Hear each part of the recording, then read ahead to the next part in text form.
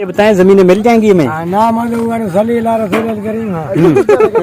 हाँ जमीनें मिल जाएंगी। क्यों नहीं मिलेंगे? क्यों नहीं मिलेंगी? वो आपस में लड़ रहे हैं। कौन लड़ रहा है? कौन कौन लड़ रहा है? कौन कौन लड़ रहा है? पूरा अमला। अमला कौन? नाम लो ना। इमरान खान?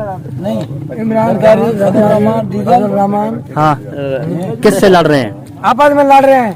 फिर तो हमें को जमीन वो नहीं कहता मिलेगी। मुझे कुर्सी मिले, वो कहता मुझे मिले। अच्छा हाँ बस। तो जमीन नहीं मिलेगी।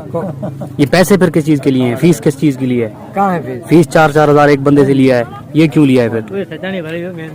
हाँ ये क्यों? हमने दी नहीं। तो ये लंबरदार हमारे पागल चबल हैं। हाँ? लंबरदार हमारे पागल हैं। ये अब लंबरदार क्यों कहते हैं कि फीस दो जमीन मिलेगी? लंबरदार क्या है? हाँ, लंबरदार को नहीं समझ इतनी? नहीं है। अच्छा तो लंबरदार फारेग हैं यानी? कोई लंबरदार ऐसा है जो अक्लमंद हो? कोई भी नहीं है।